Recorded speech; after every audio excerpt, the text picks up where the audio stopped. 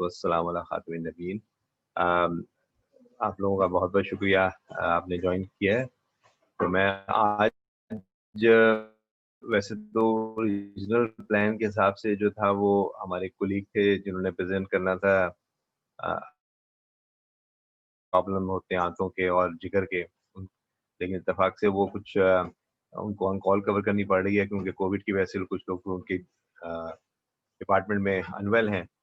तो फिर मैंने ये टॉपिक जो है ये सिलेक्ट किया। अगले हफ्ते जो है वो हमारे एक बहुत अच्छे दोस्त हैं डॉक्टर ज़ुबैर, वो ब्रेस्ट के ऊपर इंशाअल्लाह टॉपिक कवर करेंगे। 2-3 सेशंस होंगे इसके ऊपर। कॉमन ब्रेस्ट डिज़ीज़ जो होती हैं, ब्रेस्ट कैंसर के ऊपर होगा। सेल्फ एग्ज़ामिनेशन करने के लिए क्या तरीका है, उसकी स्क्रीनिंग कैसे की जाती है, चीज़ों के बारे में। तो वो मेरे ख़्याल से बहुत इंटरेस्टिंग टॉपिक होगा वो, और हम सबके लिए काफ़ी यूज़फुल भी होगा इंशाअल्लाह। तो मैं आज का टॉपिक शुरू करता हूँ। Kidney stone management and prevention बहुत ही कॉमन चीज़ है, और किसी न किसी अ, को इससे साबका पाव होता है किसी वजह से। शदीद दर्द होता है इसके अंदर, और अगर आप कभी किसी खातून को दर्द हुआ होता है तो उनसे हम पूछते हैं तो बताती हैं कि ये लेबर पेन से भी ज़्यादा शदीद होता है। कम इसलिए जब ये दर्द होता है तो आदमी जो है वो यकीनन कोई ना कोई एडवाइस लेता है हमसे, क्योंकि अगर वो हमसे एडवाइस ना ले तो वो उस दर्द को बर्दाश्त नहीं कर सकता। घर पे रुकना उसके लिए नामुमकिन होता है। इसमें जो एक और चीज़ बहुत इम्पोर्टेंट है वो इसके सिम्पटम्स होते हैं, लेकिन लॉन्ग टर्म में मैंने जिसको हाइलाइट भी किया है, ये ऑल्दो के बहुत कम परसेंटेज में लकीली ये रीनल फेलियर को लीड करता है, लेकिन स्टोन्स इटसेल्फ जो है वो किडनी को फेल कर सकते हैं अबाउट 2 to 3% केसेस के अंदर। तो ऐसी चीज़ जो कि प्रिवेंटेबल है, ट्रीटेबल, हमारे लिए भी एक बहुत ही ज़्यादती वाली चीज़ होगी या शेमफुल चीज़ होगी एज़ अ मेडिकल प्रोफेशन कि हम उस चीज़ के लिए लोगों को प्रॉपर गाइड ना कर सकें। और दूसरा, लोगों के लिए भी इम्पोर्टेंट है कि वो इस चीज़ को लाइटली ना लें और इसके अंदर मैक्सिमम एफर्ट करें कि वो इस चीज़ को जो है वो अ, इस चीज़ को अगर मालूम हो जाए कि उनको स्टोन है तो उसको लाइटली ना लें। मैं आपको शेयर करता चला जाऊँगा मुख्तलिफ चीज़ें इसके दरमियान में। लेकिन मेरा जो एक्सपीरियंस है वो ये है कि जब स्टोन सिम्पटम्स प्रोड्यूस कर रहे होते हैं तो लोग उसके बारे में बहुत ज़्यादा कीन होते हैं, उसकी ट्रीटमेंट के बारे में कीन होते हैं। लेकिन जब वो एसिम्प्टोमेटिक हो जाते हैं किसी वजह से, यानी स्टोन इम्पैक्ट हो गया, अब वो मूव नहीं कर रहा और वो स्टोन जो है वो किडनी पे आहिस्ता-आहिस्ता प्रेशर डाल रहा है, तो उसके बाद लोग जो है उसके बारे में समझते हैं कि या तो स्टोन पास हो गया है, एक तो ख्याल ये होता है लोगों के जी वो दर्द तो खत्म हो गया, लगता है कि स्टोन निकल ही गया है।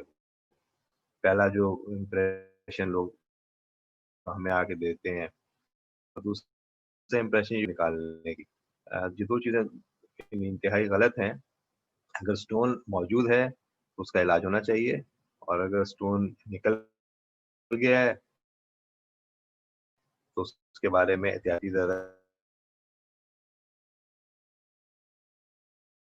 के बारे में डिस्कस कर लेना चाहिए कि आइंदा के लिए स्टोन ना, परसेंट ब्लड प्रेशर जो है वो इससे कम लेवल पे आता है, और ये तकरीबन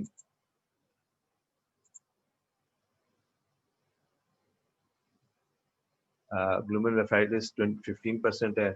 सिस्टिक डिजीज़ जो है वो जो किडनी की है 5%, लेकिन जो स्टोन्स जो हैं वो इस स्टैटिस्टिक्स में 2% है। एक और जगह जो मैंने देखा था अ, वो अबाउट 3.5% तक चला जाता है। तो मतलब बिटवीन 2 टू 3.5% कॉजेज़ होते हैं स्टोन की वजह से किडनी फेलियर के, जो बहुत ज़्यादा नहीं है, लेकिन वो कॉजेज़ हैं जो को आप इज़िली प्रिवेंट कर सकते हैं।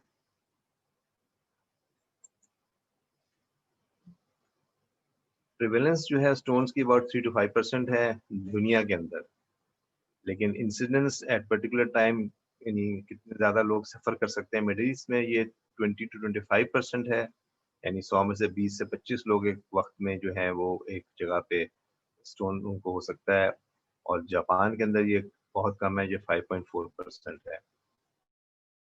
इसकी वजह, सबसे बड़ी वजह जो है वेदर का बहुत ज़्यादा गर्म होना, पानी का इस्तेमाल ना करना, और प्रोटीन का ज़्यादा इस्तेमाल करना, गोश्त वगैरह इस तरह की चीज़ें बहुत ज़्यादा कॉमनली मिडल ईस्ट में खाई जाती हैं, तो उसकी वजह से ये चीज़ हो जाती है। एक दफ़ा अगर स्टोन बन जाए तो चांसेस उसके रिकरेंस के अबाउट 10% पर ईयर हैं, यानी 5 से 10 साल के अंदर अबाउट 50% पॉपुलेशन जो है वो उन लोगों की जिनको स्टोन बन चुका है, उनको ये दोबारा हो सकते हैं।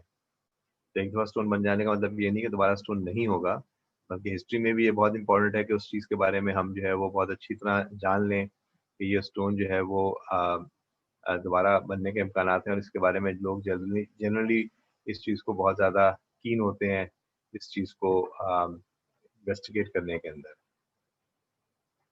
Dehydration, increase fat diet, increase animal protein, salt intake और ओबेसिटी, ये कॉमन कॉजेज़ हैं जो कि इसकी वजह से स्टोन बनते हैं।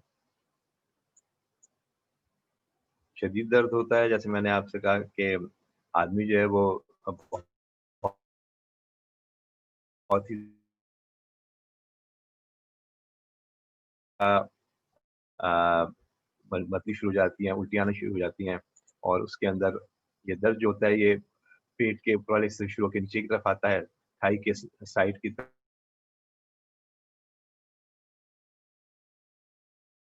में आता है। इसकी डिस्ट्रीब्यूशन होती है लेकिन है, कि यही डिस्ट्रीब्यूशन हमेशा हो।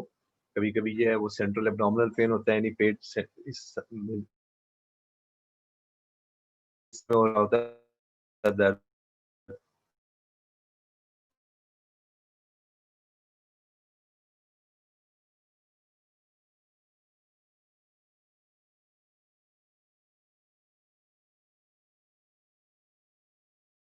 समझ नहीं आया 85% केसेज़ में टिपिकल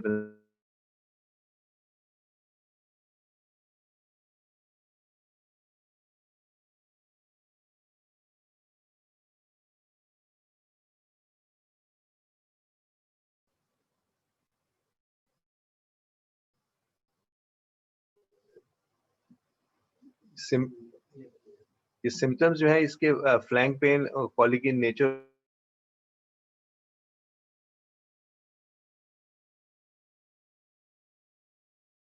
कभी भी नज़र नहीं आएगा। और बिल्कुल निचले हिस्से में आज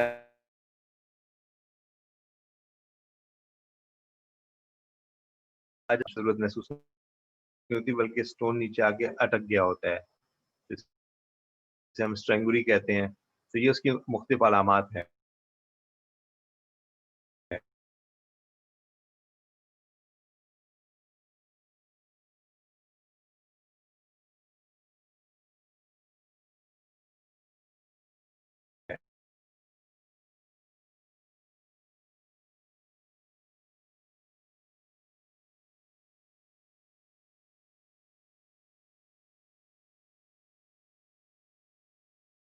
और चीज़ होती है जिसकी तस्वीर मैं आपको दिखाऊँगा।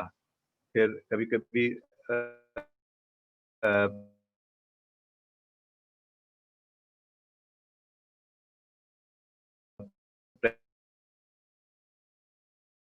एक डायसेक्टिंग एयोर्टिक एन्युरिज्म जो काफ़ी सीरियस कंडीशन है, बहुत रेयर है, लेकिन ये जानलेवा साबित हो सकती है, इसलिए उसको भी आदमी मिस ना करे। अ, इनकी ये सब चीज़ें उन के सिर्फ स्टोन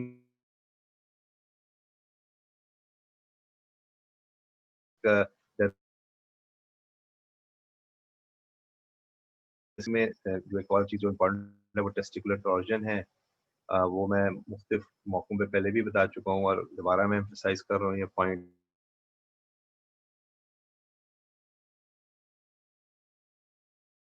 टेस्टिकुलर टॉर्जन जो होता है पेट की तरफ होता है, 10 से 11 साल से लेकर 20 साल की उम्र तक के लोगों में बहुत कॉमनली देखा जाता है। शदीद दर्द उठता है, मतली होती है, उल्टियाँ आती हैं और ख़ास तौर पे ये मेरा जो ये इस मौके पे उन लोगों छोटे हैं और वो उनको दर्द की शिकायत करते हैं, तो उनको ज़रूर उनके टेस्टिस को देखना चाहिए उस जगह को खोलकर। उसको ये ना समझना चाहिए कि ये पेट में दर्द हो रहा है तो नॉन स्पेसिफिक सा दर्द है, कोई बात नहीं, ठीक हो जाएगा। क्योंकि जो बहुत बड़ी वजह वो प्रॉपर्ली जो है प्रॉपरली इनिशियली अटेंड नहीं किया जाता।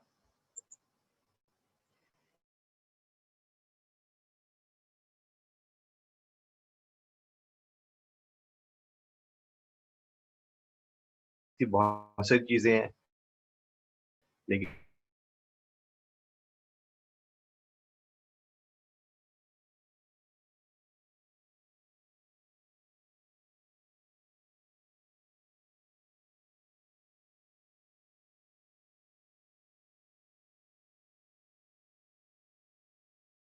कैल्शियम ये रोल आजकल इम्पोर्टेंट रोल प्ले कर रहे हैं।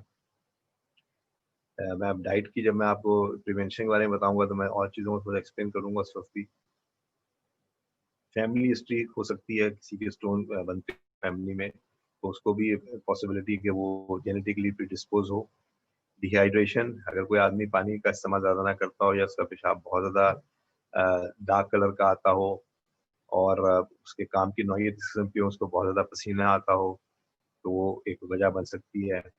डायबिटीज़ वो मैकेनिज़्म जिसकी वजह से डायबिटीज़ प्रॉब्लम करती है, वही स्टोन बनने की वजह बन जाती है। ओबेसिटी आपको तकरीबन हर जगह पे मिलेगी कि जहाँ जो लोग ओबीस होते हैं, उनके अंदर हर चीज़ होने के इम्कानात बढ़ जाते हैं।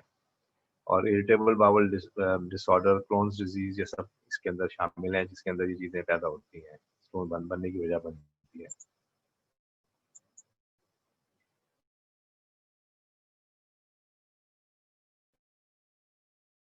इन्फेक्शन हो जाती है, एब्सेस यानी वहाँ पे पीप का बन जाना गुर्दे के अंदर, गुर्दे का फंक्शन आहिस्ता-आहिस्ता कम होना शुरू हो जाता है, फिर कभी-कभी वो पेशाब जो है वो लीक होना शुरू हो जाता है स्किन के ज़रिए, जो बहुत लेट कॉम्प्लिकेशंस हैं, बहुत सी ऐसी जगहों पे होती हैं जहाँ पे इसको बिल्कुल नेग्लेक्ट कर दिया गया हो।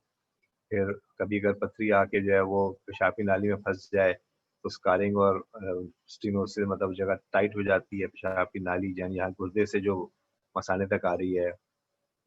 पेशाब की यानी वो नाली जिसे हम यूरेटर कहते हैं, वो कभी परफोरेट हो सकता है और पेशाब निकल के पेट के हिस्से में जाके जमा होना शुरू हो जाता है।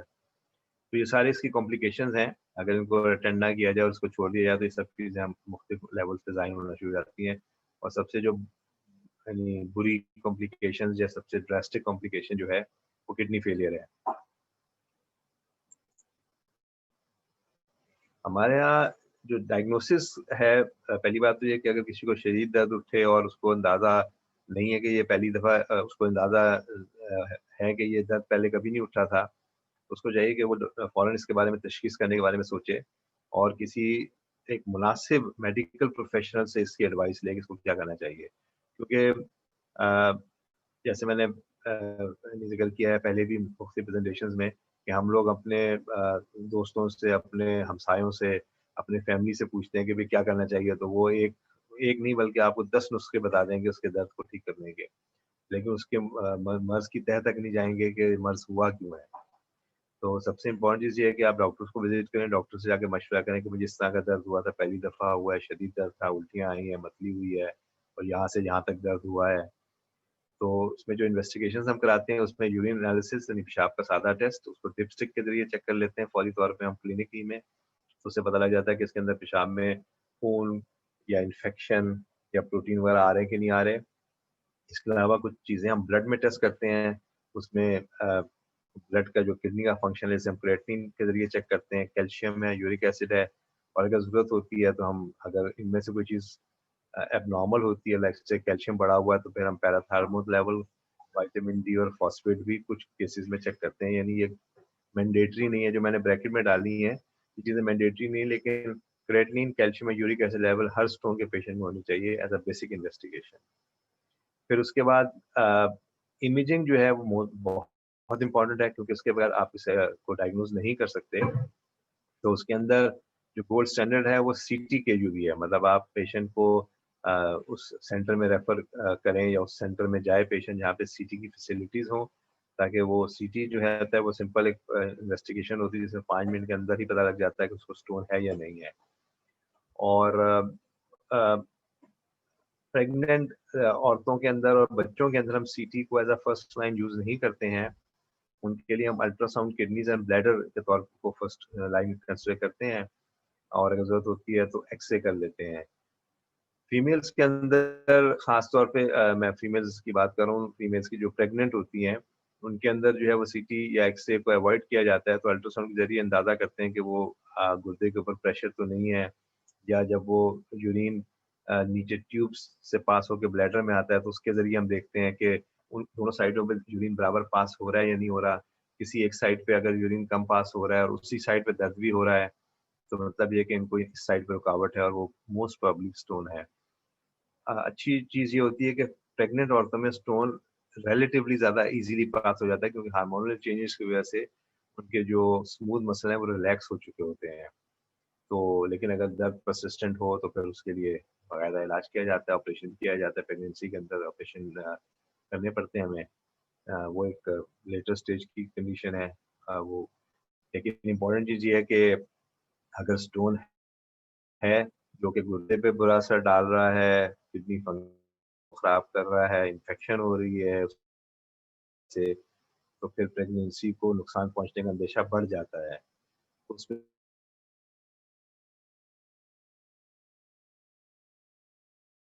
स्टोन फिर करूँगा, वो आप करवा लें और ताकि प्रेगनेंसी पूरी हो जाए, उसके बाद फिर आगे उस चीज़ को प्रॉपर्ली हम ट्रीट कर सकें।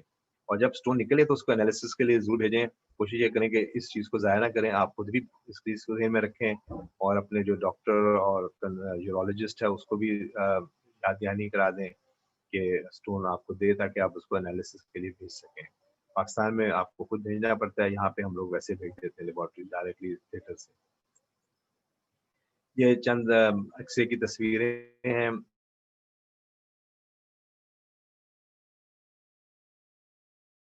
जो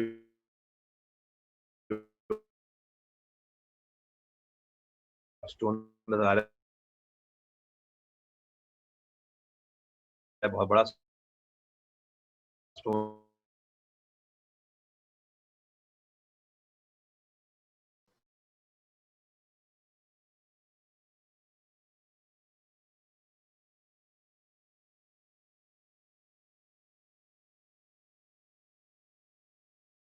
है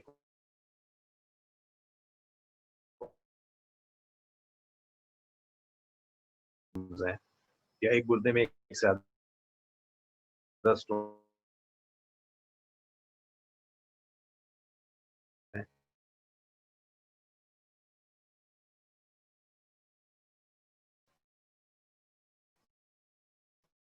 चाचा को भी है, मेरे भाइयों को भी स्टोन है, तो उन सब की पहली ही विज़िट में आपको 24 आवर यूरिन की इन्वेस्टिगेशंस होनी चाहिए। ये बात मैं इसलिए आपको एम्फसाइज़ कर रहा हूँ कि मेरा अपना एक्सपीरियंस स्टोन्स का काफ़ी है और मैंने ये देखा है कि अगर हम इन्वेस्टिगेशन को प्रॉपर्ली ना करें, तो हम स्टोन बनने की वजूहात को मिस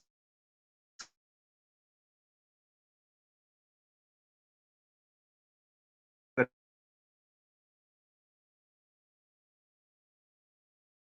24 आवर यूरिन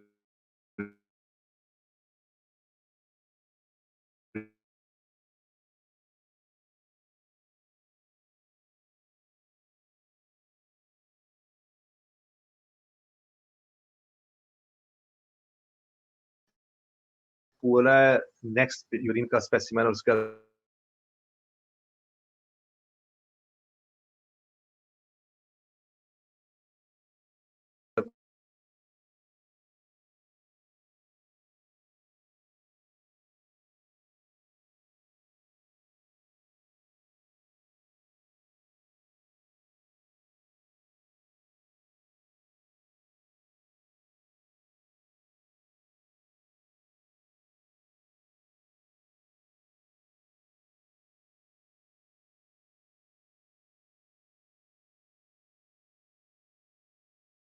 मालूम हो जाए कि उनको हम ट्रीट कर सकते हैं और वो उसके लिए यकीनन बहुत फ़ायदेमंद होता है बाद में। अब मैं मैनेजमेंट की तरफ आता हूँ कि स्टोन हो गया। बहुत कॉमन सवाल है, बहुत सारे लोग मुझे कॉन्टैक्ट करते हैं मुख्तलिफ वक़्तों में कि जी पथरी अब क्या करें?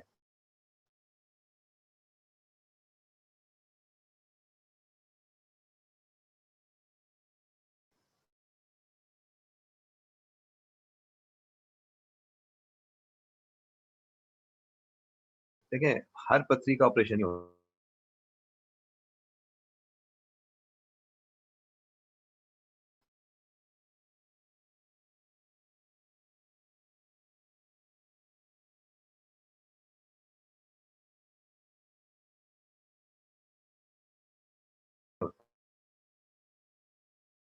लेकिन जो दर्द है उसके लिए हम उसको आमतौर पे 12 से 24 घंटे देते हैं।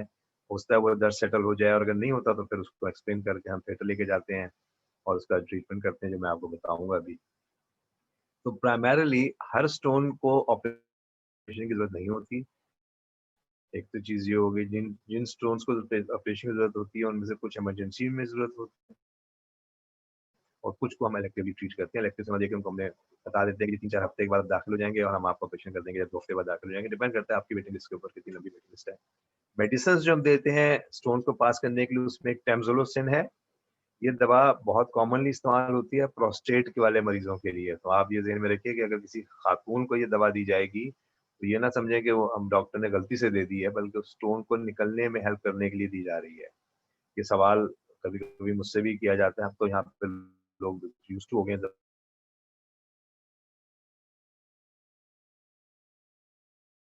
दे दिया। तो ये मैं बात पुराने कुछ सालों पहले की कर रहा हूँ। डिक्लोफेनेक बहुत अच्छी दवा है, जो पाकिस्तान में वॉल्ट्रॉल के नाम से आती है, वारन के नाम से अवेलेबल है, लेकिन इसके अंदर आपको ये ज़हन में रखना है कि गुर्दे का फंक्शन जो है उसका पता होना चाहिए कि ठीक है। मैं नहीं चाहता कि ये डिक्लोफेनेक आप जो है ये दवा आप बगैर किडनी फंक्शन कराए शुरू कर दें। एक दफ़ा ये तो आप टेम्सोलिसिन तो बिल्कुल आप शुरू कर सकते हैं, कोई मुश्किल नहीं है। लेकिन डिक्लोफेनेक किडनी फंक्शन कराने के बाद शुरू करनी चाहिए क्योंकि गुर्दे का फंक्शन अगर खराब है, तो डिक्लोफेनेक उसको और खराब करेगी और वो बिल्कुल कॉन्ट्राइंडिकेशन है इस कंडीशन में किसी मरीज़ को देना। तो इस चीज़ को ज़हन में रखें आप। इसके बाद इससे डिक्लोफेनेक ना सिर्फ एक अच्छी पेन किलर है कि स्मूथ मसल को रिलैक्स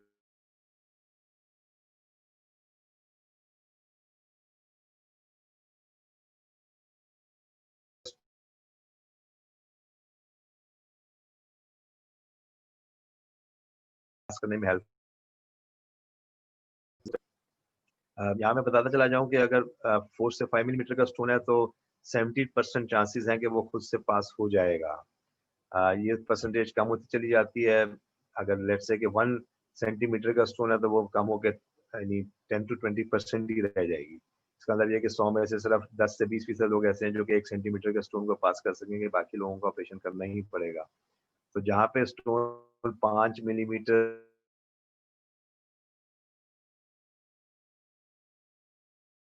में ट्रीट करना चाहते हैं अनलेस कि उनको ब्लॉक किडनी और सेप्सिस की वजह से प्रॉब्लम हो रहा हो। ये मैंने आपको तस्वीर दिखाई है लिथोट्रिप्सी की कि जिस तरह मरीज़ को हम ट्रीट करते हैं वो किस तरह किया जाता है। ये मशीन होती है जिसके ज़रिए आप मरीज़ पूरी तरह होश में होता है और उसको आप जो है वो स्टोन को लोकलाइज़ कर के ज़रिए सी आधे घंटा 45 मिनट में ट्रीटमेंट होती है, उसके बाद वो घर चला जाता है। पेशाब बाद में थोड़ा-सा पेशाब में खून वगैरह आता है, पथरी भी निकलना शुरू हो जाती है। तो ये लिथोट्रिप्सी की शक्ल है जो मैंने आपको दिखाई है और किस तरह किया जाता है, ताकि आपकी नॉलेज में हो।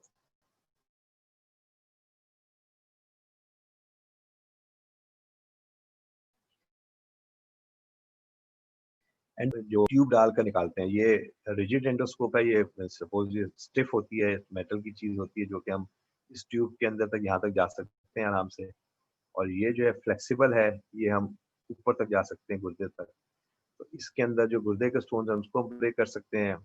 इसके ज़रिए हम जो यूरेटर के स्टोन्स हैं उनको ब्रेक कर सकते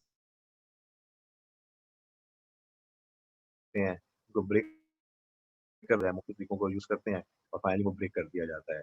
ये इमरजेंसी में भी हम करते हैं, लेकिन इमरजेंसी के अंदर हमारी कोशिश ये होती है कि वो हम अगर इन्फेक्शन है तो हम उसको इमरजेंसी में स्टोन को ट्रीट ना करें, सिर्फ़ सिर्फ़ स्टिंट डाल दें और स्टिंट क्या चीज़ होती है, वो ये होती है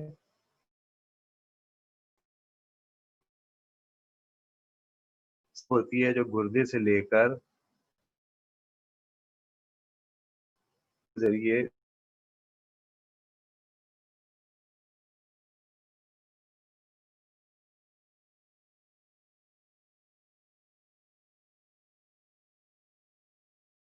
स्टिंग इसके साथ स्ट्रिंग भी होता है, कुछ स्ट्रिंग्स जो हैं स्ट्रिंग के बगैर आती हैं, धागा लगा हुआ होता है। वो हम उन लोगों में यूज़ करते हैं जहाँ पे हमें 3-4 दिनों के लिए रखनी हो ये स्टेंट। कि मिसाल के तौर पे मैंने ऑपरेशन किया और मुझे लगा कि वहाँ पे थोड़ी-सी सूजन थी और ये टाइम लगेगा इस सूजन को ख़त्म होने में, तो मैंने ये ट्यूब डाल दी।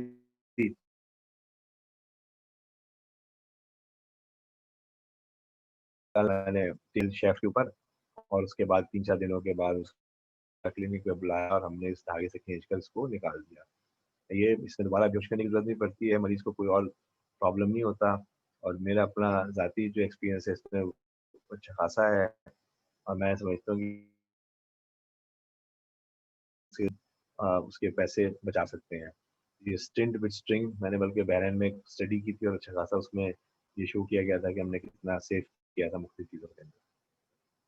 ये इमरजेंसी में जब डाली जाती है तो उस वक़्त हम आम तौर पे स्टोन को नहीं निकालते हैं, क्योंकि गुर्दे को ब्लॉक करने की वजह से हम इमरजेंसी में पेशेंट को लेके जाते हैं तो उसको हम छोड़ देते हैं वहाँ पे और जब तबीयत उसकी बेहतर हो जाती है 2-3 हफ्ते के बाद फिर बुलाकर हम ये स्टिंट भी निकाल देते हैं और स्टोन भी निकाल देते हैं उसी कंडीशन में।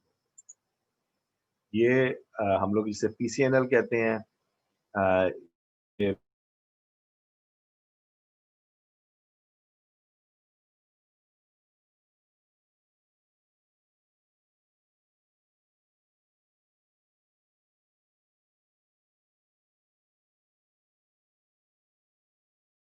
भी बहुत सारे सेंटर्स ये काम कर रहे हैं और यहाँ पे मैं ज़िक्र करता चलूँ डॉक्टर अब्दुल मोनिम का अ, जिनसे मैंने ये चीज़ जाके खुद भी सीखी थी और बहुत ही इफ़ेक्टिवली वो इस काम को करते हैं और बहुत ही यानी विज़र्ड हैं इस काम के अंदर। मैं समझता हूँ कि अगर किसी को स्टोन्स की तकलीफ़ हो और वो ये ख़ास तौर पे बड़े-बड़े स्टोन्स हों किडनी में, तो उनसे बेहतर मैंने अभी तक किसी को नहीं देखा जो ऑपरेशन करता हो वहाँ पे पाकिस्तान में। हैं तो वो छोटी-सी जगह पे बेस्ड सादकाबाद में लेकिन ऑपरेशन वो बहुत ज़बरदस्त करते हैं। अब इनको अब हम आते हैं प्रिवेंशन की तरफ जो बहुत इम्पोर्टेंट चीज़ है और आखिरी कुछ टॉपिक्स हैं कि प्रिवेंशन जो होती है उसके अंदर हम जो है वो अ, ये देखना होगा कि हमारे जो यूरिन जो है उसका कलर कैसा हो और क्योंकि अगर मैं ये कहूँ आपको कि आप 2 लीटर पानी पी लें, 3 लीटर पानी पी लें, हो सकता है वो आदमी जो है वो बहुत ज़्यादा जो है वो मेहनत का काम करता है, उसका पसीना बहुत आता हो, तो स्टिल उसके अंदर चांसेस ये हैं कि वो पेशाब उसका डार्क कलर का आएगा। तो मेरी एडवाइस ये होती है मरीज़ों को कि अपने यूरिन के कलर को चेक करें, अगर वो वेरी लाइट येलो है या वेरी लाइट टिंज है, तो वो बहुत एडिक्वेट अमाउंट ऑफ फ्लूइड्स ले रहे हैं और उसको जो है वो कंटिन्यू रखें। इसमें एट लीस्ट 1.5 लीटर जो है वो आपको जो है यूरिन पास करना चाहिए डेली। उसके हिसाब से आपको देखना है कि 2 लीटर पानी पीना पड़ेगा, 2.5 लीटर पानी पीना पड़ेगा। लेकिन अगर किसी का 1 लीटर से कम पेशाब आ रहा है तो उसके चांसेस ये हैं कि वो स्टोन बनने के चांसेस बहुत बढ़ जाएँगे बाद में भी उसके लिए। एक तो ये हो गया फ्लूइड से रिलेटेड। अच्छा फ्लूइड्स में आप सब चीज़ें इस्तेमाल कर सकते हैं।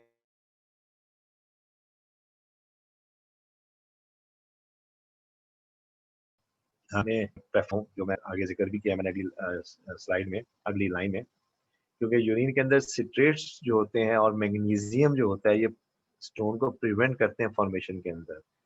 सिट्रेट्स जो होते हैं, वो सिट्रिक एसिड की शक्ल में लेमन में बहुत कसर से पाया जाता है। तो मैं सजेस्ट ये करता हूँ कि 5 से 6 लेमन्स आप डेली इस्तेमाल करें। पाकिस्तान में लेमन बहुत छोटे हैं, तो वहाँ पे तो 8 से 10 लेमन इस्तेमाल करने पड़ेंगे। उसको सुबह एक जग में निचोड़ लें और उस जग से पानी आप पूरे दिन इस्तेमाल करते रहें। तो ये आपको एक अच्छा अमाउंट ऑफ सिट्रेट्स मिल जाएगा, जिससे आपके स्टोन की प्रिवेंशन में बहुत हेल्प मिलेगी। एप्पल के अंदर भी ये ख़ासियत मौजूद है कि वो पेशाब को ज़्यादा लेकर आता है और वो सिट्रेट्स एक्सक्रीशन उसकी एक्सक्रीशन को बढ़ा देता है। ऑरेंजेस में भी ये चीज़ होती है। वाटरमेलन आप इस्तेमाल कर सकते हैं, लेकिन लेमन क्योंकि हर मौसम में अवेलेबल होता है और इसको यूज़ करना सबसे ज़्यादा इफ़ेक्टिव है, इसलिए मैं इसको ज़्यादा एम्फसाइज़ करूँगा। अगर आप बाकायदगी से आप गोश्त का इस्तेमाल करते हैं और दिन में 2-2 दफ़ा खाना खाते हैं जिसके अंदर आप गोश्त इस्तेमाल कर रहे हैं, तो आपको इससे परहेज़ करना पड़ेगा। जिन लोगों को पथरी मुस्तकिल बन रही है, उनको गोश्त की मिकदार फिश, चिकन ये बहुत ज़्यादा once in twice in a week use करें, डेली यूज़ ना करें ये। सॉल्ट बिल्कुल एक्स्ट्रा यूज़ ना करें, जो डाइट में मौजूद है उतना काफ़ी है, लेकिन अगर अलग से स्प्रिंकल ना करें, कोई अलग से सॉल्ट वाली चीज़ें ना इस्तेमाल करें।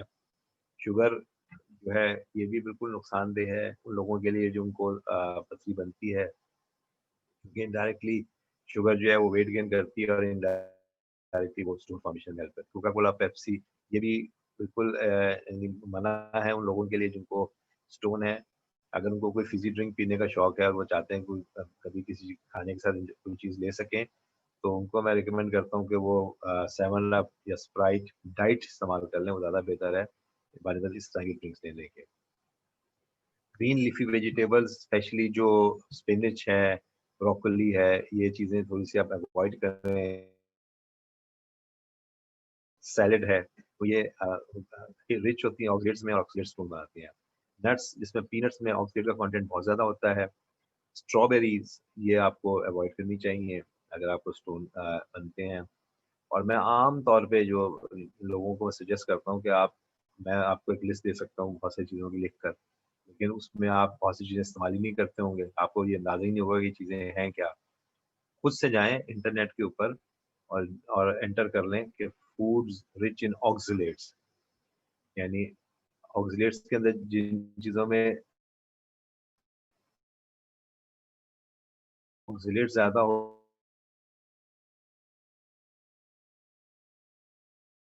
होते हैं, हम डालें और उसके बाद आपके पास एक लिस्ट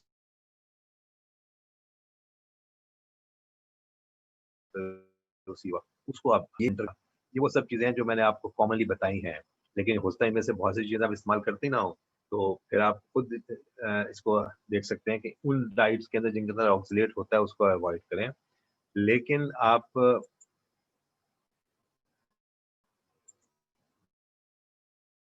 मिल्क अ, अवॉइड करने के साथ-साथ मिल्क को भी अवॉइड करना चाहिए। मिल्क जो है वो कैल्शियम का एक सोर्स होता है। कैल्शियम जो है वो ऑक्ज़लेट से मिलकर उसको प्रिवेंट करती है एब्ज़ॉर्ब होने से। तो अगर आपने मिल्क को भी अवॉइड किया, ख़ासतौर पे फूड के साथ मिल्क लें, मतलब आप खाना खा रहे हैं, सुबह नाश्ता कर रहे हैं, दोपहर का खाना खा रहे हैं, तो आपको दूध उसके साथ लेना चाहिए, उसके साथ अलग से नहीं लेना चाहिए कि रात को सोते हुए दूध ले रहे हैं। खाना आपने खाया है 5 बजे शाम को या 6 बजे और दूध ले रहे हैं रात के 9 बजे, तो उसका इतना इम्पैक्ट नहीं होगा जितना इम्पैक्ट उस वक़्त होगा जब आप दूध खाने के साथ ही लें या नाश्ते के साथ दूध लें, ताकि जो चीज़ अगर आपने ऐसी ली भी है जिसमें ऑक्सीडेंट ज़्यादा है, तो वो बॉडी में एब्ज़ॉर्ब ना हो। अब कुछ मेडिकेशंस हैं, यानी किसी को यूरिक एसिड लेवल बढ़ा हुआ आया तो उसको मेलोपेरिनोल स्टार्ट करते हैं, उसका यूरिक एसिड लेवल चेक करते हैं 24 आवर यूरिन के अंदर भी और ब्लड के अंदर भी। फिर किसी का अगर कैल्शियम बढ़ा हुआ आ रहा है तो उसको इंडामामीड हम देते हैं और ये डाययूरेटिक है लेकिन कैल्शियम को कंट्रोल करती है एक्सक्रीशन को, उससे बहुत अच्छा इफ़ेक्ट पड़ता है उसकी एक्सक्रीशन के ऊपर और स्टोन की प्रिवेंशन में भी अच्छा इफ़ेक्ट पड़ता है। अगर किसको ऑक्ज़ेलेट ज़्यादा हैं तो पायरोक्सिन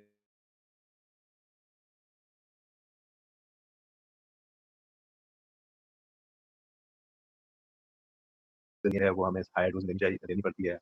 इसके अलावा अगर सिस्टीन किसी को है, तो सिस्टीन के अंदर आपको अमाउंट ऑफ फ्लूइड इनटेक काफ़ी ज़्यादा होना चाहिए। आपको अपना जो यूरिन जो है उसको यानी डिपेंसिलामाइन एक दवा है जिसको हम यूज़ करते हैं। लेकिन ये बहुत यानी एडवांस चीज़ें हैं, ये पब्लिक के लिए इतनी इम्पोर्टेंट नहीं होंगी इसलिए कि लेकिन इनको इन्वेस्टिगेट ज़रूर कराना चाहिए।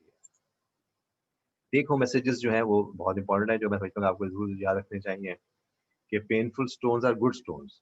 आप कहेंगे ये अजीब-सी बात कर रहे हैं डॉक्टर साहब, लेकिन वो आपको याद दिलाते रहते हैं कि कोई चीज़ गलत है बॉडी के अंदर जिसकी वजह से आप डॉक्टर के पास जाएँगे और अपने आप को इलाज करवाएँगे। लेकिन अगर आप उसको नहीं जाएँगे तो वो चीज़ आपको फिर गुर्दे को नुकसान देगी। Silent stones are bad stones. अक्सर स्टोन्स आके रुक जाते हैं, भूल जाते हैं उनके बारे में और वो फिर बाद में गुर्दे को खराब कर देते हैं। Stones once formed can recur again, जो मैं पहले बता चुका हूँ आपको। Recurrent stones need comprehensive investigations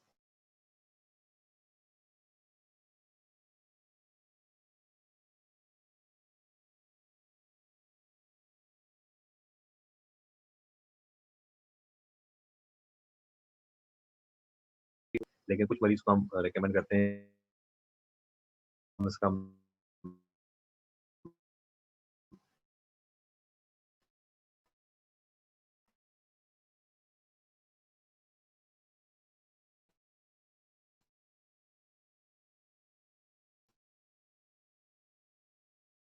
आपके ज़हन में कोई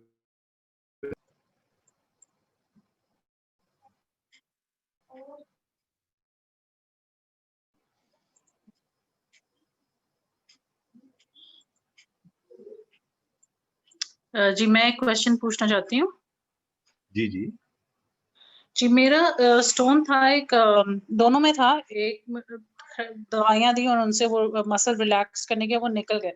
तो उनका ख़्याल था कि बैक प्रेशर जो 1 mm का स्टोन है उसकी वज़ह से हो रहा है।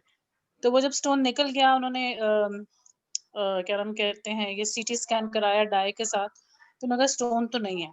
लेकिन उसके बाद 3 महीने बाद जब दोबारा अल्ट्रासाउंड कराया तो बैक प्रेशर स्टिल एक्सिस्ट। हुँ, तो अब हुँ। इसकी क्या वजह हो सकती है? मुझे तो डॉक्टर की जो रीज़न है वो इतनी समझ नहीं आई थी। उन्होंने कहा कि मेबी आपका पैदाइशी ही ऐसा ये यहाँ से जो है वो स्वेलिंग हो, इसकी शेप ऐसी हो किडनी की। लेकिन क्योंकि मुझे दर्द अभी 1 साल से ये मेरा प्रॉब्लम चल रहा है। राइट। आप जो है मोस्ट प्रोबेबली आपको जैसे हम लोग कहते हैं पीयूजे obstruction, pelvic ureteric junction obstruction होती है। औ और कुछ कुछ जगहों पे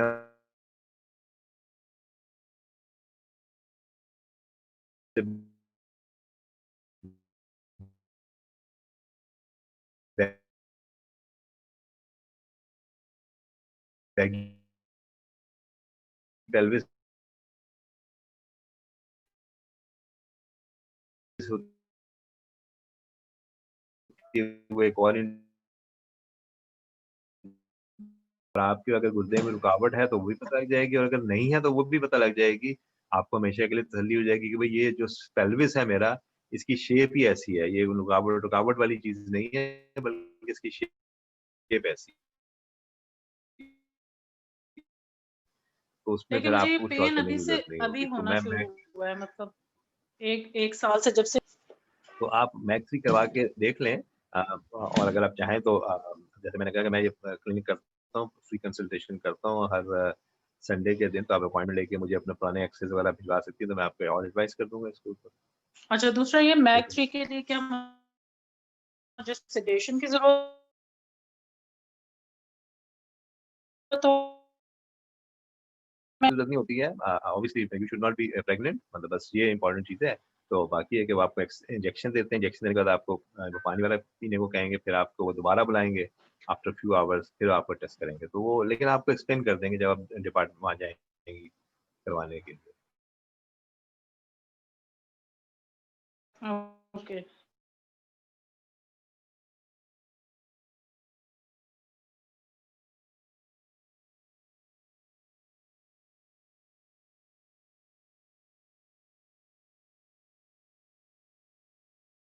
मतलब उस दुबई में है तो अ, पुराने कोई एक्स-रे आपके पास अगर हों तो उससे कंपेयर कर सकते हैं। कोई यूरोलॉजिस्ट जो है वो भी देख सकता है कि भई अब से 10 साल पहले भी ऐसा था, अभी भी ये है, तो फिर तो ये डेफिनिटली कोई सिग्निफिकेंट चीज़ नहीं है। लेकिन अगर मतलब आपकी सीटी स्कैन की सीडीज़ हैं, अगर मैं वो उनको दिखा दूँ?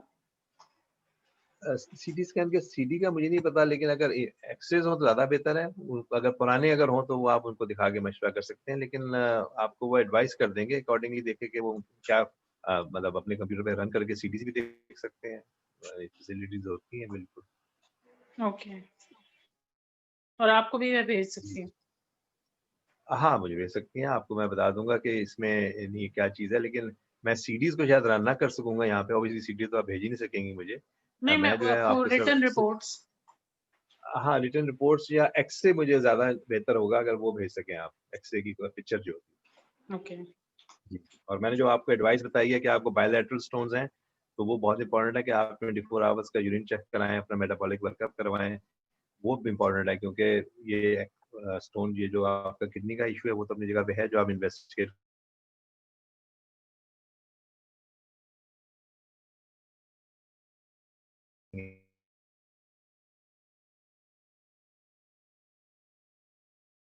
लेकिन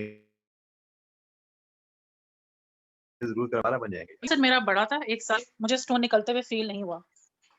नहीं, वही मैं आपसे कह रहा हूँ ना कि आपको कॉम्प्रिहेंसिव ट्रीटमेंट प्लान चाहिए। आपके उस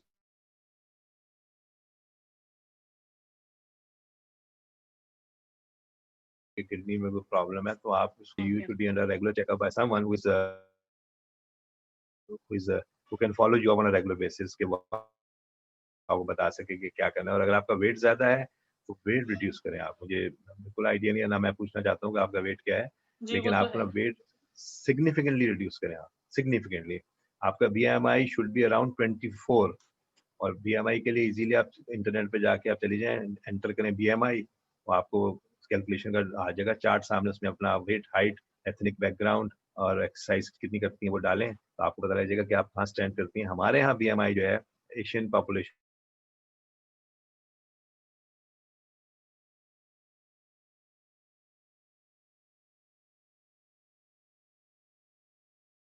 4 इज कंसिडर्ड।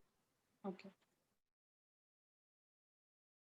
ओके, जी, ठीक है, थैंक ये उमैर को सवाल करना चाह जी, रहे हैं। जी अस्सलाम उमैर। वालेकुम, जज़ाकल्लाह खैर आपके टॉक के लिए। सवाल पूछना था कि अभी जैसे अभी डिस्कशन हो रही थी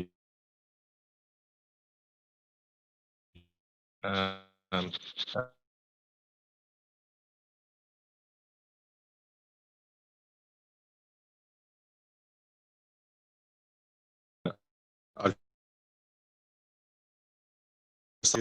कि कराना चाहिए, वो गोल्ड स्टैंडर्ड है, लेकिन क्या अल्ट्रासाउंड का भी रोल होता है कुछ कुछ जगहों में? देखो ना उसमें डॉक्टर उमैर ये है कि ultrasound is not able to pick any stone in the ureter, that's the first thing. तो जब वो यूरेटर को देख ही नहीं सकता तो उसका तो 0% पिकअप रेट हुआ वहाँ पे।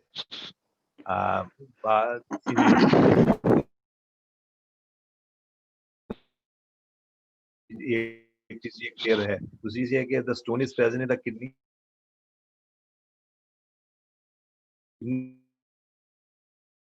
अगर स्टोन प्रेजेंट है तो वो इसको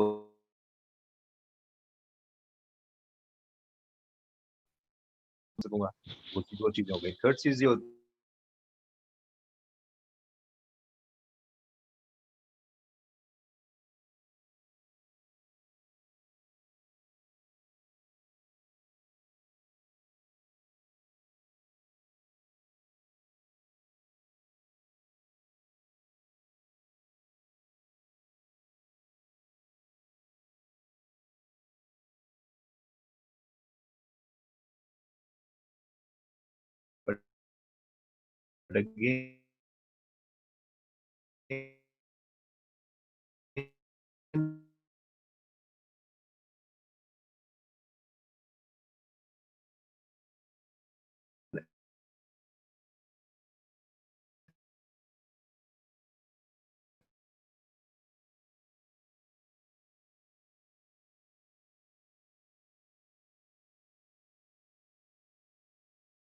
तो तरीका है जिसके जरिए हम सीटी कराएं या नहीं। तो आप still you are nowhere. CT scan will pick you almost 99% of the stones from the kidneys and ureter. जी, बड़ा शुक्रिया, जज़ाकल्लाह। ये राहिला अंजुम कुछ सवाल करना चाह रही हैं। जी जी राहिला। अस्सलाम वालेकुम। वालेकुम सर सलाम। मेरा सवाल ये है कि मैं पूछना चाह रही हूँ कि मेरिनम जो इंजेक्शंस हैं ये किडनीज पे किस हद तक इफेक्ट करते कौन से हैं? इंजेक्शंस? मेरिनम। मैरीनम। मैं इसके ज़रा मुझे ज़्यादा कुछ बताएं तो मैं आपको थोड़ा सा गाइड कर सकूं। एक्चुअली मेरे फादर को ना लास्ट ईयर मार्च अप्रैल में 17 मेरिनम्स लगे थे, इंजेक्शंस थे ये, उसके लिए डायबिटिक पेशेंट थे, उनके पाँव का था अंगूठे का जो जख्म था वो इन्होंने मियो हॉस्पिटल में उन्होंने पैच किया था, तो उन्होंने डॉक्टर ने सजेस्ट किया था कि इनको 17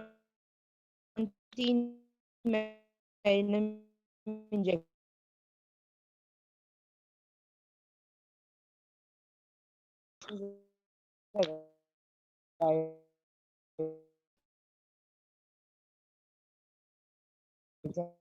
हैं।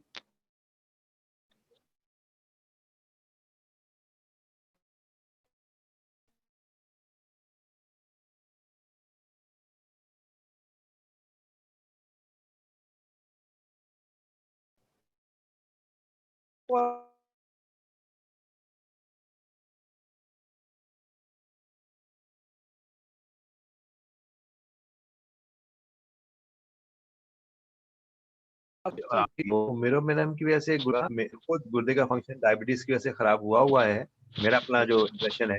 और उसमें ये होता है कि मेरोपेनम की डोज को अकॉर्डिंगली रिड्यूस करना होता है। किसी भी एंटीबायोटिक की डोज को किडनी से एक्सीशन होती है जनरली, तो इसलिए हम उसको रिड्यूस डोज में देते हैं। मतलब कम से कम मैं उसको ये नहीं कहूँगा कि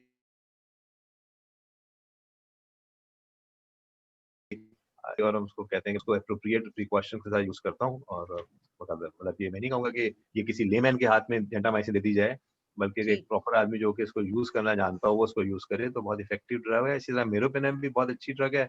हम उनको उन केसेस में यूज़ करते हैं जहाँ पे हमें कोई और एंटीबायोटिक कारगर नज़र नहीं आती है।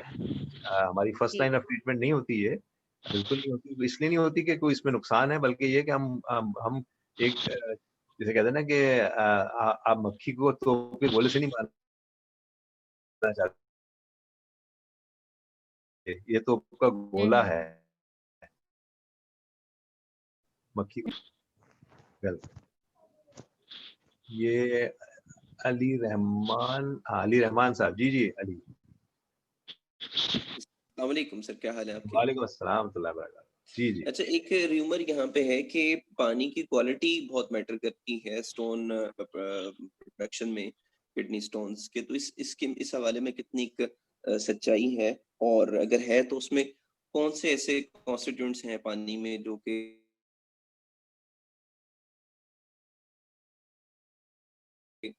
अ,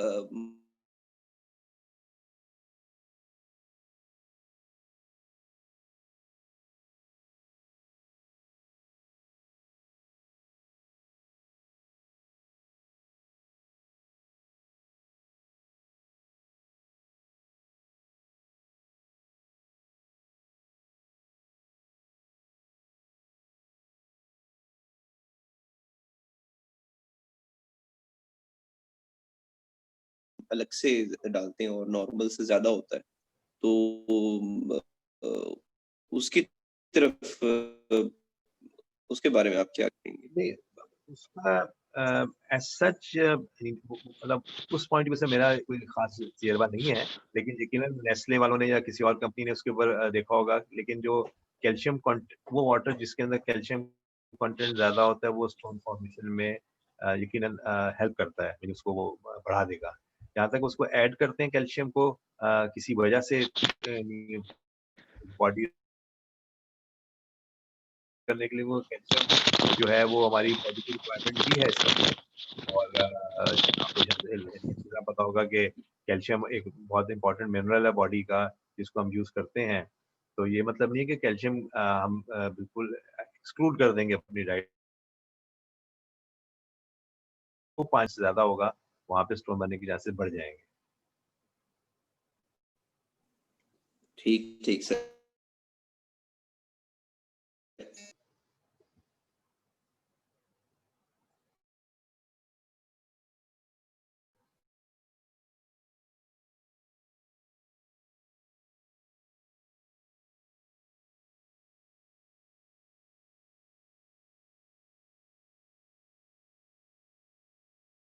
भाई की पत्री कि थी अगर इसने किसी को तो स्टोन बात नहीं का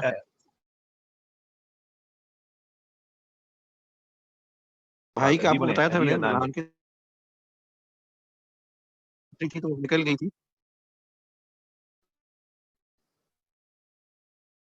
निकल गए जल्दी से, क्लियर हो गई है। अब ऐसी कोई पुड़िया मौजूद हैं, हमने हकीमी पुड़िया तो सुनी थी, एलोपैथी की पुड़िया भी होती है कोई? नहीं ऐसी अब देखें ना उनका जैसे ये 24 आवर मेटाबॉलिक वर्कअप, अगर उनको पथरी एक से ज़्यादा दफ़ा बन चुकी है, तो पता होना चाहिए कि वो पथरी क्यों बनी थी और उसके लिए क्या-क्या एहतियाती तदाबीर होनी चाहिए। लेकिन ये कि कोई ऐसी मेडिसिन नहीं है जिसको हम ये कह सकें कि ये देकर हम पथरी को निकाल सकते हैं। बस जैसे मैंने आपसे ज़िक्र किया कि जो चीज़ों को पथरी बनने से रोकने के लिए इस्तेमाल करते हैं हम लोग, ख़ास तौर पे मैंने जो लेमन का ज़िक्र किया, एप्पल साइडर जो विनेगर है वो काफ़ी हेल्पफुल है। इसके अलावा एप्पल इटसेल्फ उसका जो इस्तेमाल है वो बेहतर है। लेकिन ये कि कोई ऐसी चीज़ नहीं है जिसको यूरिक एसिड स्टोन्स के लिए हम यूरिक एसिड के लिए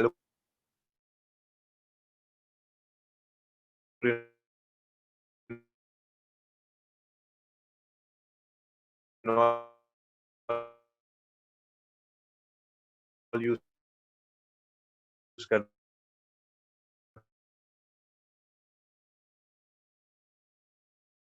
हैं,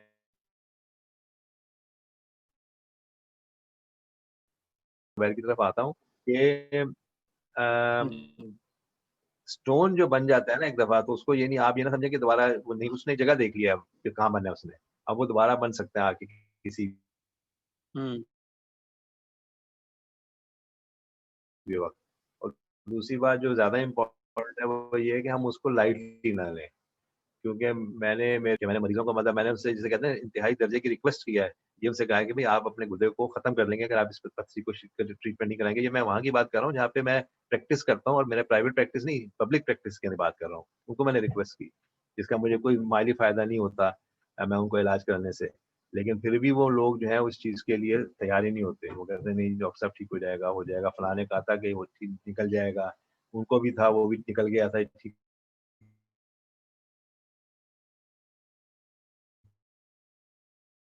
हमारे पास तो कोई इलाज नहीं है, उनके लिए हम दुआ ही कर सकते हैं। मैं यही कहता हूँ कि देखें, हम आपके लिए दुआ ही करेंगे, कि मेरा मशवरा है कि आप अपने गुर्दे की हिफाजत करें, वरना ये चीज तकलीफ देगी आपको। जुबैर, आप कुछ सवाल करना चाह रहे थे? जी ज़िया भाई, जी जी मैंने कहा मैं दूसरे पहले सवाल कर लें, तो फिर मैंने बस एक आध क्वेश्चन करने थे आपसे। जी जी, अस्सलाम बिल्कुल वालेकुम। बिल्कुल।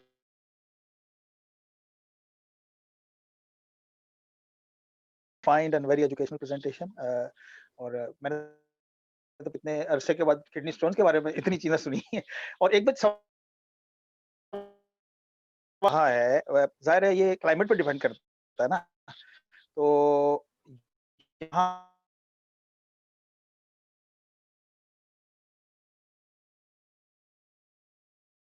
के और पाकिस्तान के हिसाब से, या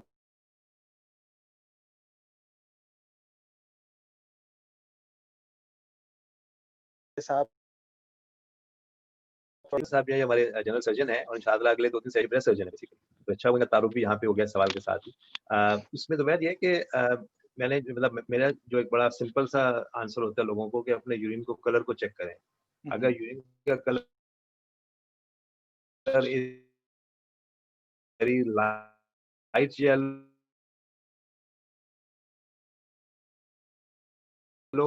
यानी आप अगर एक क्वांटिटी की बात करते हैं तो उसमें it should not be less than 1.5 to 2 liters a day, not less than. उसमें that includes water, that includes tea, coffee, lemonade, राइबीना, दूध, जो भी पी रहे हैं, ये सब मिलाकर आप देख लें तो ये इट्स एटलीस्ट 1.5 to 2 liters।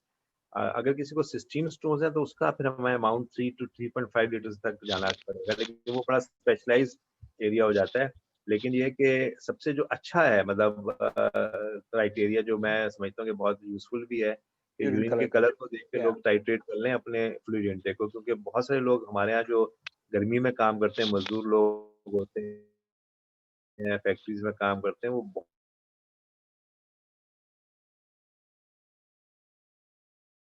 इनको कलर को टाइट्रेट नहीं कर दोगे। बिल्कुल, आई एम श्योर कि आप भी आपको भी ये याद होगा, हम जब हाउस जॉब करते थे, और मुझे अभी तक वो कुछ पेशेंट्स याद हैं, जब किडनी तो छोड़े ब्लैडर में इतने स्टोन, बड़े स्टोन लेके सिंध से आते थे, जो कि ब्लैडर के साइज जितने स्टोन, पूरा ब्लैडर भरा होता था उनका, क्योंकि वही बिल्कुल बेचारे वो जो है काम कर रहे हैं, और धूप में सारा दिन लगे हुए हैं, फ्लूइड इंटेक बिल्कुल भी नहीं है, तो ज़ाहिर है स्टोन तो बनना है ना। तो दूसरा एक बड़ा क्वेश्चन जो मेरे ज़हन में था, ज़ाहिर है मैं भी जब अब प्रेज़ेंटेशन करूँगा, स्क्रीनिंग के ऊपर ज़ाहिर है मेरा बड़ा ज़ोर है यहाँ पर भी, and I am in fact the assistant lead in screening here in my unit. Prevention is better than cure, everybody knows that. ज़ाहिर है इसमें आपने जो सारी चीज़ें बताई हैं कि ये अवॉइड करें, ये करें, वो करें, ज़्यादातर लोग जो है वो याद रहेगा तो करेंगे, नहीं याद रहेगा तो नहीं करेंगे। कोई ऐसी चीज़ आप एडवाइस कर सकते हैं ऑन अ ईयरली बेसिस, जो कि मासेस करें, लाइक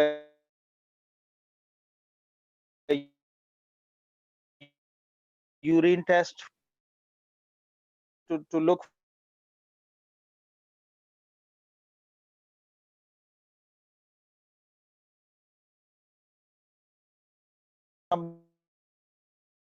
तो हाँ, नहीं तो आपने बड़ा अच्छा सवाल किया। असल में 80% ऑफ द स्टोन्स जो होते हैं ना, they are idiopathic stones, they don't have any cause behind it. अच्छा लेकिन इम्पोर्टेंट चीज जो इसमें जो इस सारे तनाजुर में नजर आती है वो ये है कि डायबिटीज इटसेल्फ, ओबेसिटी, हाई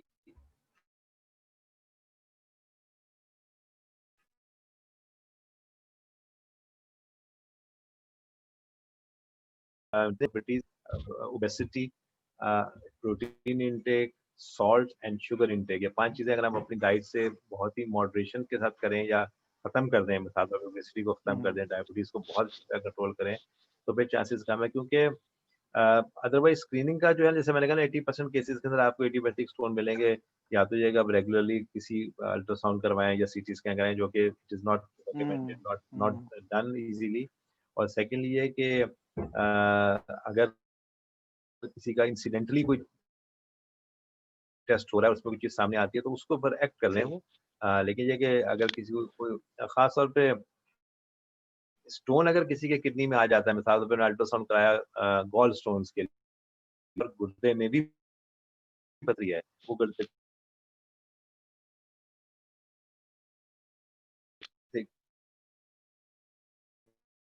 गुर्दे की पथरियों को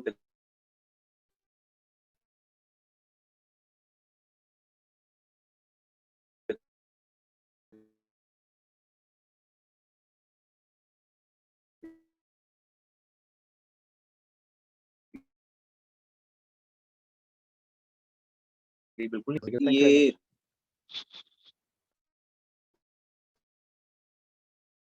तो किससे ज्यादा बेहतर रिजल्ट आप रिकमेंड कर?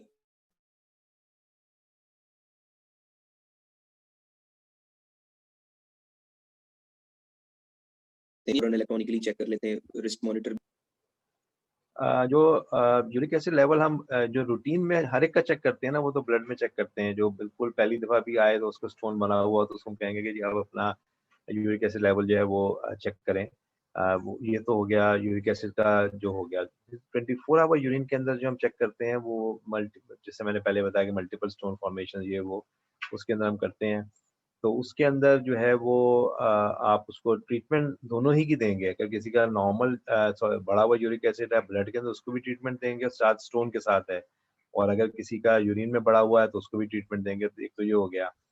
24 आवर यूरिन जो है वो इट इज मोर एडवाइजेबल। आप स्पॉट यूरिन टेस्ट कर सकते हैं, that is not very reliable, क्योंकि वो जो है आपको उस वक्त की सिचुएशन बताएगा कि जो उस वक्त हो रहा है। लेकिन 24 आवर यूरिन के अंदर आपको 24 घंटे के अंदर जो कुछ हुआ आपकी बॉडी में वो सब सामने आ जाता है। लेकिन spot test are available for uric acid, calcium and other test also. तो कौन वानिया खावर, जी जी, आप कुछ क्वेश्चन करना जी जी, वानिया खावर। जी मैं ये पूछ रही हूँ कि यहाँ साइनोफार्म वैक्सीन मसेज के लिए यूज कर रहे हैं, हर कोई जाके करवा रहा है, तो ये स्टेज 1 हाइड्रोनेफ्रोसिस के लिए ठीक है? इसमें कोई प्रॉब्लम तो नहीं होगी मेरी किडनी को अगर मैं करवा लूँ अपने आप को, वैक्सीनेशन? लगवा लूँ? जी, हाँ ये नहीं कोविड की। बिल्कुल वैक्सीनेशन का तो कोई इशू नहीं है इसके साथ। और ये स्टेज 1 हाइड्रोनेफ्रोसिस का मैं समझा नहीं है। हाइड्रोनेफ्रोसिस स्टेज 1 से क्या मतलब है आपका? पता नहीं, उसमें तो हाइड्रोनेफ्रोसिस स्टेज 1 ही लिखा हुआ होता है जो अल्ट्रासाउंड में होता है। ये थोड़ी सी अनकॉमन सी टर्म है, मतलब हम इसको इस तरह देखते नहीं है। माइल्ड माइल्ड होता है, मॉडरेट होता है, सीवियर माइल्ड हाइड्रोनेफ्रोसिस जी, माइल्ड माइल्ड को शायद वो नहीं माइल्ड मतलब ही लिखा हुआ है। मतलब उसकी वजह कोई लिखी हुई आई है कि क्यों आपको माइल्ड हाइड्रोनेफ्रोसिस है, वो उसको आप अदर से इन्वेस्टिगेट करवा लें। लेकिन वैक्सीनेशन का इसका कोई आपस में लिंक नहीं है, बिल्कुल नहीं। Okay fine, thank you. Welcome. तो इंशाल्लाह अगर कोई और क्वेश्चन नहीं है तो इसको हम सेशन को यहाँ पे क्लोज करते हैं इंशाल्लाह ताला। और अगली दफ़ा जैसे मैंने कहा कि डॉक्टर जुबैर जो हैं ये ब्रेस्ट के ऊपर सेशंस करेंगे। ये मेरे ख्याल से 3 सेशंस होंगे तकरीबन इनके। तो आई आप थिंक मैं उसमें थोड़ा सा बता दूं ज़रा भाई, मैं वही जी सोच रहा था कि मेरे ख्याल में 2 सेशंस में कवर्ड होगा। ब्रेस्ट कैंसर तो एक काफ़ी बड़ी मतलब वो है डिस्कशन टॉपिक है।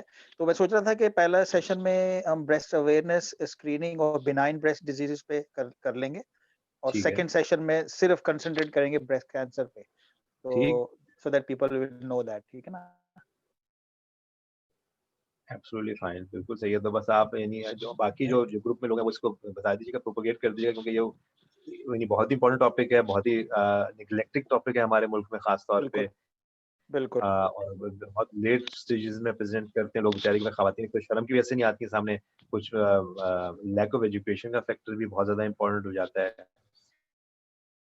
तो इसको प्लीज आप लोगों में प्रोपेगेट करें, ताकि जितना भी लोगों को फायदा हो सके, बहुत अच्छा है। चलें, जज़ाकल्लाह खैर, थैंक यू। जज़ाकल्लाह खैर। अस्सलाम वालेकुम।